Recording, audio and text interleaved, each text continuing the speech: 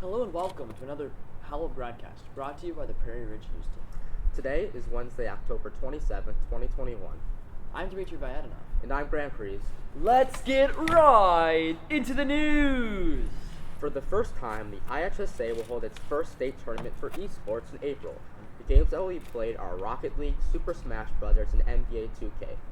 Mr. Berger, our school's computer science teacher, is looking to put a competitive team together here at PR. Specifics on roster limits and the number of JV teams allowed compared to varsity teams can all be found on the IHSA website. Talk to Mr. Berger or complete the Google form in this broadcast transcript to help bring competitive gaming to PR. In other club news, on October 14th, the PR Diversity and Unity Club, in collaboration with Spanish Club, invited Hispanic students to openly share their cultures and experiences in and out of PR. Diversity Club plans to continue hosting panels for various groups, in addition to our discussion-based meetings every other Tuesday. Have you wondered how a musical goes from on the page to on the stage? I have. Yeah, me too. Next Tuesday, November 2nd, there will be a 3 p.m. meeting in the auditorium for a follow-up discussion on how to get involved with this year's musical Into the Woods. Auditions for the cast may be over, but the PR music department wants as many students as possible involved behind the scenes working on the technical crews for this exciting and complicated show. If you are interested, be sure to drop by next Tuesday or see Mr. Jensen in the choir room. Next, on to some news from the classroom. Fashion Opportunities would like to fix up clothing for the PR community. Drop off your broken garment at S203 or to Mr. Lee. Please spread the word to all families with children ages 3 to 5. Little Paw Preschool registration is opening soon. The cost is only $120, and the preschool meets 3 hours a day, twice a week, on Tuesdays and Thursdays. Last, current issue students hosted another Lyceum on Tuesday to discuss the death penalty and gun control.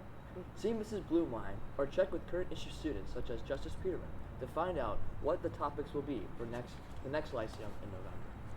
Now, on to some PR athletic news. Congratulations to PR girls tennis players Kaden Sylvester, Bree Pollock, Alina Sijak, and Kelsey Collins who competed in the state tournament over the weekend. Boys soccer lost the regional title game 3-1 against Grays Lake Central on Saturday. Boys and girls cross-country teams advanced to the sectionals meet this Saturday at Emerson Park in Woodstock. And finally, in last week's varsity football game against Crystal Lake Central, PR secured a spot in the playoffs, beating Central 69-48. The Wolves held the lead all regulation, achieving 659 total yards. Quarterback Mason Lax earned 115 yards over 15 carries. Running back Tyler Basie gathered 181 yards over 9 carries and scored 2 touchdowns. Jack Schnorr, a senior O-line and D-line, stated, quote, "We feel pretty confident going into the playoffs. We feel we can score on any team with the right preparations and that the scheme we have heading into each week will help us keep games competitive." The PR varsity football team finished the regular season with an impressive record of 7-2 and will host a home playoff game against Vernon Hills this Friday at 7 p.m. PR superfans invite you to dress up in your favorite holiday clothing on Friday. And at the game that night, Investment Club suggests that you try your luck in the 50-50 raffle. And looking ahead to next week, Madame Kitty invites all PR students to celebrate French Week. Come find French students in the halls to complete various French challenges for prizes. A bientôt, PR. That wraps up our local Prairie Ridge coverage for today. Thank you, teachers, for showing our video in your classrooms. And now, let's get into some news beyond Prairie Ridge. Now in college football news. Unranked Illinois upset Penn State 20-18. The loss resulted in Penn State dropping 13 rankings from 7th to 20th in the nation. 13 rankings? Yes. That's a lot of rankings. It is. Saturday's game was the first game to go to 9 overtimes in NCAA history. Really? Yes. The game finally concluded when Illini backup quarterback Brandon Peters completed the pass to wide receiver Casey Washington for the 2-point conversion. In exciting fashion, Illini coach Brett Belima earned his 100th career win as head coach.